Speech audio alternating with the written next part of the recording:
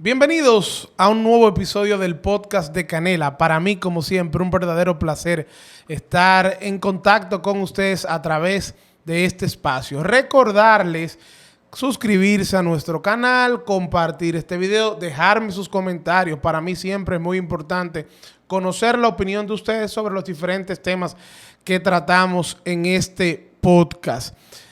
En esta semana vamos a hacer un formato un poquito diferente a lo que veníamos haciendo en los episodios anteriores. Ya hoy estamos llegando al episodio número 18 y a partir del episodio número 3, me parece que fue. Sí, a partir del tercer episodio tuvimos siempre un invitado. Es decir, desde el episodio número 3 hasta el episodio 17 siempre hubo invitados. Sin embargo, hoy quiero hacer un formato distinto. Quiero compartir con ustedes una serie de reflexiones sobre un tema en particular que está en la palestra y que creo que vale la pena dedicarle tiempo. Para nadie es un secreto que la semana pasada la noticia, una de las noticias más importantes fue la del apresamiento, la detención de Hugo Veras. Primero hubo un allanamiento en su casa y finalmente lo trasladaron a la Procuraduría General de la República, donde luego fue trasladado al Palacio de Justicia de Ciudad Nueva. Junto con el apresamiento de Hugo, ese mismo día también había sido llamado a interrogar Jochi Gómez a la Procuraduría General de la República y también lo dejaron detenido. En total, ese mismo día detuvieron a 5 personas más, es decir, son 7 las personas que ahora mismo están detenidas por la denominada Operación Camaleón. Así fue el nombre que designó el Ministerio Público para este expediente de corrupción, en el cual supuestamente hubo casos de corrupción, también hubo sabotaje, actos de terrorismo, estafa contra el Estado, una serie de tipos penales que ha identificado el Ministerio Público y que ha presentado ante la justicia. El pasado sábado 5 de octubre fue la primera audiencia de medida de coerción, la cual naturalmente se aplazó por algo tan simple como que la parte de la defensa tiene que tomar conocimiento de una manera profunda de la solicitud de medida de coerción. Estamos hablando de una solicitud de medida que tiene 304 páginas, que el Ministerio Público en sus conclusiones está solicitando que el caso sea declarado complejo y que a la vez se le dicte medida de coerción de 18 meses de prisión preventiva para todos los involucrados. Esa ha sido la norma del Ministerio Público desde el año 2020 para acá, que ha conocido distintos casos de corrupción administrativa. O sea que a nadie lo sorprende. Ahora, lo que yo sí creo que vale la pena prestar atención y hacer un comentario fue la forma en cómo se dieron los hechos la semana pasada. Específicamente el miércoles pasado, cuando ocurrió la detención de Hugo Veras.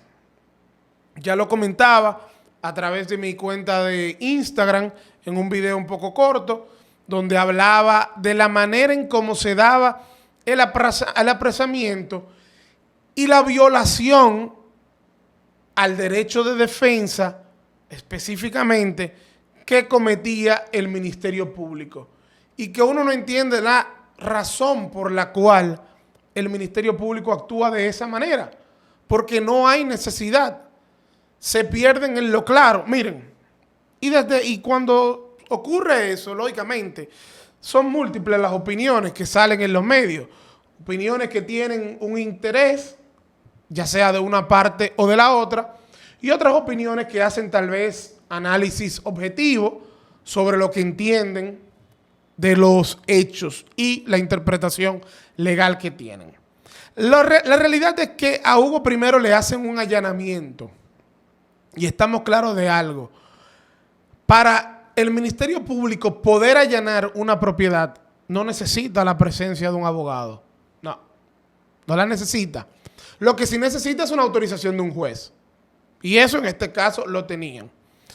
Ahora, hay una línea muy fina en sobre si es obligatoria la presencia del abogado o si se le puede dar oportunidad al abogado de acompañar a su cliente. Y el Código Procesal Penal es bastante claro que desde el primer acto del proceso, el imputado, el acusado, tiene derecho a ser asistido por su abogado. ¿Y cuál fue el primer acto del proceso en este caso? Bueno, el allanamiento que se le estaba realizando a Hugo Veras, el allanamiento que se le realizó a su casa, que inmediatamente inician el proceso, se comunica con su abogado y le dice, mira, me están haciendo un allanamiento aquí en mi casa. Si ese abogado, abogada, en este caso Laura Costa, se apersona al lugar en donde se está realizando el allanamiento, pues el Ministerio Público tiene la obligación de permitirle acompañar a su cliente. No había para nada un impedimento legal, constitucional, un obstáculo de cualquier tipo para que el Ministerio Público se opusiera como se opuso. Más aún, ocurre otro hecho, y es que al momento que se ejecuta la orden de allanamiento, inmediatamente luego se ejecuta la orden de arresto. Y tan pronto se ejecuta la orden de arresto, todo imputado, todo procesado tiene derecho a comunicarse con su abogado y a comunicarse con una persona de su entera confianza. Entonces, uno no ve la razón por la cual el fiscal actuante en ese proceso, en ese que ejecutó la orden de arresto y el allanamiento, se opuso a que Hugo Veras pudiera ser acompañado de sus abogados. Eso es algo tan simple como, allá abajo está Laura Costa, Luis Rivas, vengan, pasen, aquí está Hugo, lo tenemos aquí sentado en lo que ejecutamos el allanamiento, aquí está la orden de allanamiento, vamos luego a ejecutar un arresto y mira aquí la orden de arresto con la cual estamos facultados para poder hacer tanto el allanamiento como también para poder arrestar a Hugo. No había ningún problema en hacer algo tan sencillo y por eso es que he dicho que el Ministerio Público a veces se pierde en lo sencillo. Y lógicamente se presta a que la gente especule y diga, tenemos un Ministerio Público abusador, tenemos un Ministerio Público que quiere ser avasallante, que quiere llevarse por el medio al otro, y eso no aporta nada. Tenemos un Ministerio Público mediático que lo que le gusta son los medios, las cámaras y hacer ese show mediático. Y uno lo llega hasta a pensar, porque es real. Lo que sucede cada vez que hay un caso o una operación que tiene que ver con corrupción es lo más parecido a un show mediático. Y eso es lamentable, porque eso no es lo que se procura con la justicia. Ese mismo show mediático que se dio por allá por el año 2017, cuando Jean Alain apresó a una serie de funcionarios del gobierno en ese entonces por el escándalo de Odebrecht. Sobre todo, porque cuando los procesos están comenzando, tú no sabes cómo van a terminar. Y ya aquí en el país tenemos experiencia de procesos que inician con mucho ímpetu, pero terminan de una manera vergonzosa. Y el Ministerio Público termina quedando en ridículo.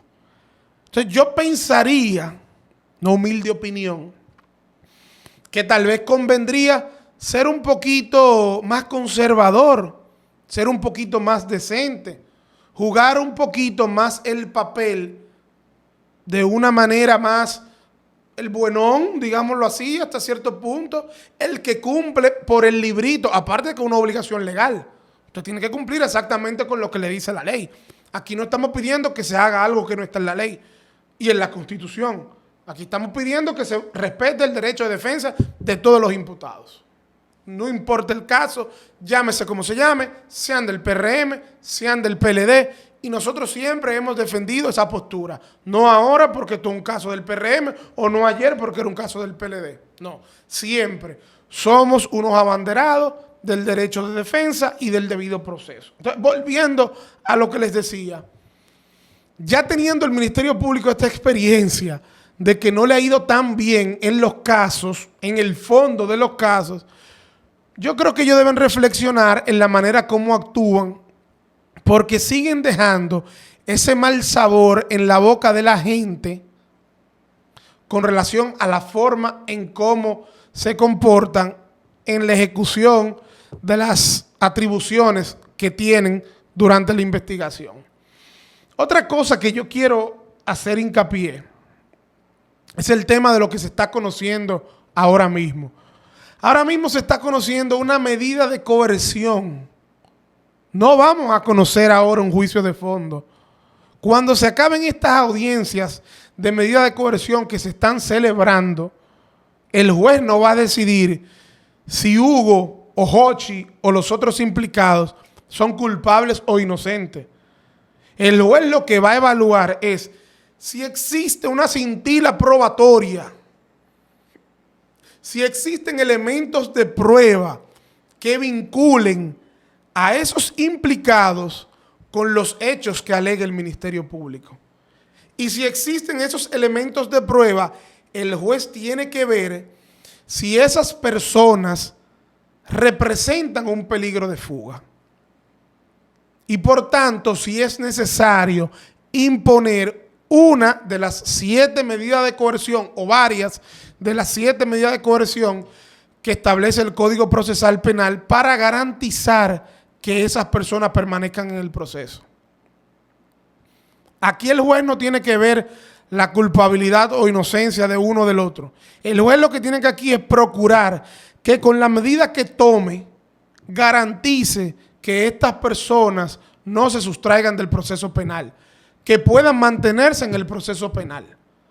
Claro, también el juez, si no ve que existe un solo elemento de prueba que los vincule, puede declarar el descargo puro y simple de estas personas y ordenar su libertad.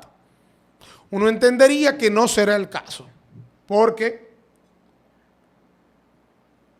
el Ministerio Público ha presentado una solicitud de 304 páginas, que uno la ve sustentada hasta cierto punto, en por lo menos elementos de prueba que vinculan a los implicados con los hechos. Y aquí hay hechos que son de conocimiento público para todos, que no son hechos aislados que uno no conoce, que solo son de conocimiento del Ministerio Público. Aquí se sabe de las irregularidades que hubo en la contratación que se dio de Transcor Latam. Aquí se sabe del tema que hubo con los semáforos a finales de agosto, de los apagones que hubo.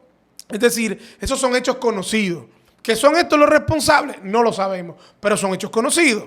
O sea que uno entendería que alguna medida de coerción se les va a imponer. Si uno tiene que pronosticar por el comportamiento que ha habido de los jueces, es que en todos los casos de corrupción, o prácticamente en todos, de manera automática dictan prisión preventiva. Ojalá no sea así. Ojalá no sea así. Yo soy de los que pienso que en todos esos casos de corrupción no era necesaria usted imponer una medida de coerción de prisión preventiva. ¿Por qué? ¿Dónde está el peligro de fuga de esas personas? Sobre todo que estamos hablando de hechos, por ejemplo, en el caso específico del Intran, de la contratación, que ocurrieron hace más de un año. Hugo salió en noviembre del año pasado del Intran. ¿Ustedes creen que si tuviera el deseo, la voluntad de irse del país y no lo hubiese hecho? Claro que lo hubiese hecho. Entonces la prisión preventiva es la única medida de coerción que asegura que estas personas se mantengan en el proceso y no se sustraigan. Lo dudo mucho. Lo dudo mucho. Pero siempre existe el dicho popular, para mí equivocado, que a un juez nunca lo cuestionan por dejar preso a una gente, pero sí lo cuestionan por otorgarle la libertad. Para mí eso es algo completamente equivocado, porque los jueces tienen que tener la libertad y la capacidad suficiente para poder decidir lo que entiendan apegada al derecho y a los hechos, no apegado al cuestionamiento social. Que esa es otra estrategia de este Ministerio Público que para mí es criticable, y es el hecho de ventilar los casos primero en la calle, en lo social, para luego ventilarlo en los tribunales. Todos los documentos, dígase acusación, solicitud de medida de coerción, se filtran primero en los medios antes de llegar a manos de los abogados con las notificaciones legales como establece el Código Procesal Penal. Entonces, por eso muchas veces tenemos ya a personas que han sido condenadas socialmente. Tú ves que entonces el juez ya cogió la presión, llega con una camisa de fuerza y lamentablemente no actúa con la imparcialidad, con la ceguera que ordena, que manda la justicia. La justicia debe ser ciega y no ver al que está ahí adelante. Debe ver los hechos, debe ver el derecho. Entonces yo creo que ese es otro problema que tiene nuestro Ministerio Público. Sí, yo creo que con eso que les decía ahorita, del show mediático y de cómo el Ministerio Público ejecutó esa orden de arresto, donde todo el mundo sabe que habían varios menores de edad, que incluso se ha denunciado que hubo una situación con uno de los hijos de Hugo que tenía 5 años, que se alteró, que hubo un policía que entró con un arma larga sin necesidad. También yo cuestiono un poco, porque las cosas hay que decirlas de un lado y del otro, el por qué esos menores estaban ahí ese día. Usted me dirá, pero Manuel, esos menores viven ahí. Sí. Pero yo no tengo la seguridad por pruebas, porque no tengo la prueba. Pero sí tengo prácticamente la certeza de que Hugo sabía que lo iban a ir a buscar. Por algo, Hugo en la mañana, estuvo en el sol de la mañana, dando su parecer, su opinión, su versión de los hechos. Hugo tenía prácticamente un año que no salía en los medios, y mucho menos hablar de ese tema. Y coincidencialmente ese día en la mañana sale a dar su versión de los hechos. Dice el comunicador José La Luz al día siguiente, el jueves, que se sintieron usados, o que se sintió él de manera particular usado por Hugo, porque Hugo sabía que lo estaban persiguiendo, que incluso luego ellos mismos se enteraron que habían personas de la fiscalía y de la policía abajo en la emisora. O sea, que a Hugo se le estaba dando seguimiento. Entonces, Hugo, si tú sabías que te iban a buscar preso ese día, ¿por qué tú tenías a tu familia en tu casa? Lo más simple era haber sacado a los miembros de tu familia de tu hogar. Mire, vaya que se vayan para donde los suegros, para donde unos amigos, protegerlos. Porque a lo que te arriesgabas, que lamentablemente fue lo que finalmente ocurrió, era a que fueran víctimas de un comportamiento agresivo, de un comportamiento fuera de lugar de parte de las autoridades. Y eso yo creo que pudo haberse evitado. Claro, con esto no justifico el comportamiento de nuestras autoridades. Entiendo que no, es injustificable. Pero sí pienso que de parte de Hugo pudo haber habido una salida distinta al no tener a los miembros más cercanos de su familia allí en su casa. Yo decía, me pasa algo así, Dios me libre, de que yo sepa que me vienen a buscar preso por cualquier hecho. Yo llamo a un hermano mío, llamo a mi mejor amigo y me siento ahí, vamos a esperarlo. Pero no voy a sentar a mis hijos, no voy a sentar a mi esposa en mi casa a sabiendas de que en cualquier momento la policía podría venir a buscarme. Porque eso es un mal sabor y un rato que pasaron esas personas, y sobre todo esos niños, que nunca se les va a borrar. Que al contrario, que ahora tienen que trabajar con terapeutas el poder superar esta situación. Señores, en definitiva, este proceso apenas va comenzando. Apenas estamos en conocimiento de audiencia de medida de coerción. Ya veremos la medida de coerción que se le impone. Como les digo, no crean que la única es la prisión preventiva. Son 7. Está la presentación periódica, una garantía económica que es una fianza, la prisión domiciliaria, el usted estar vigilado bajo el control de una persona, una institución, un grillete electrónico. Son múltiples las alternativas que tiene el juez para poder garantizar que los imputados se mantengan en el proceso penal.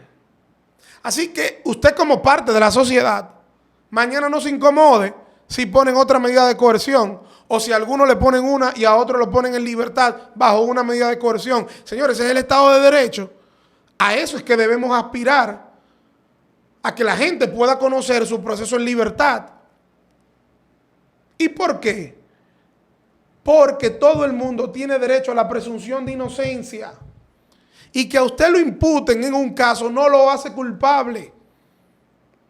La presunción de inocencia es lo que dice que todo el mundo es inocente hasta que se demuestre lo contrario. Entonces, porque Hugo esté y Jochi esté y los otros también en una solicitud de medida de coerción, no los condena. Que ni hablar del daño social que se hace por lo aparatoso y lo mediático que se vuelven estos casos, el daño reputacional. Eso es irreparable.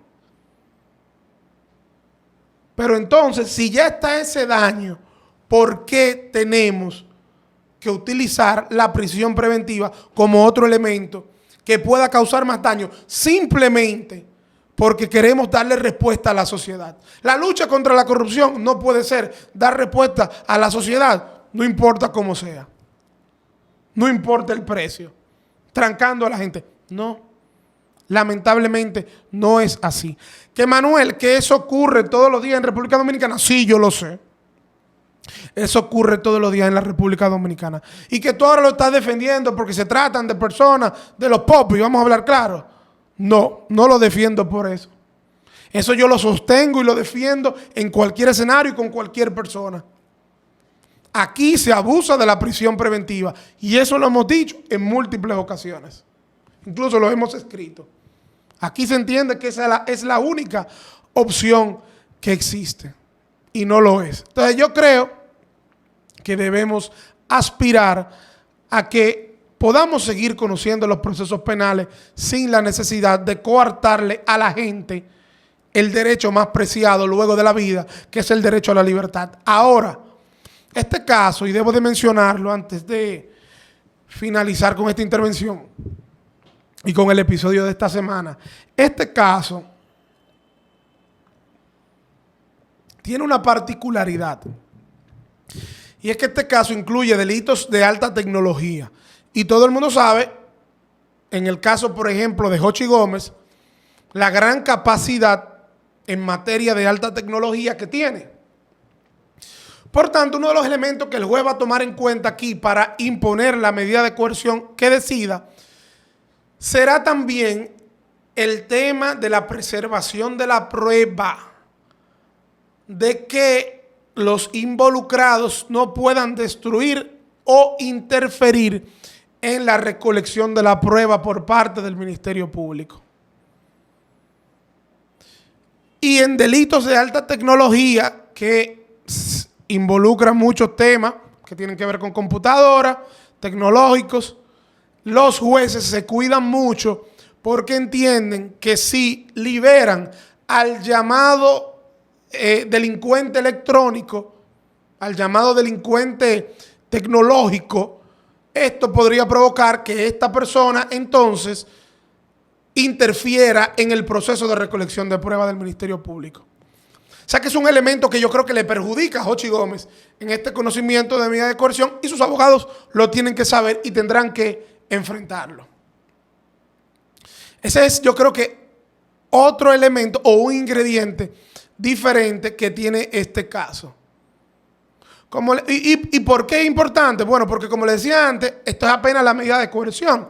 A partir de ahora que se conozca esta medida, es que debe empezar la investigación, o no empezar, debe continuar la investigación del Ministerio Público, pero debe volverse cada vez más sólida para poder presentar una acusación en el plazo que establezca la ley, dependiendo si el caso se mantiene como un caso simple o es declarado complejo. Uno entiende que va a ser declarado complejo y en ese caso el Ministerio Público tendría 8 meses para presentar acusación si se dicta medida de coerción, prisión preventiva. Pero eso habrá que verse. Eso todavía está por verse. Yo quería realmente dedicarle el episodio para hacer un análisis de lo que está ocurriendo, del accionar del Ministerio Público, que pienso que debe reflexionar y debe mejorar, y también de lo que ocurrirá en los próximos días. Como les decía, para mí, como siempre, es un placer poder compartir este tipo de temas, estas ideas con ustedes, y recuerden siempre suscribirse al canal, compartir, dejarme sus comentarios, qué usted piensa de esta operación Camaleón. Será hasta un próximo episodio.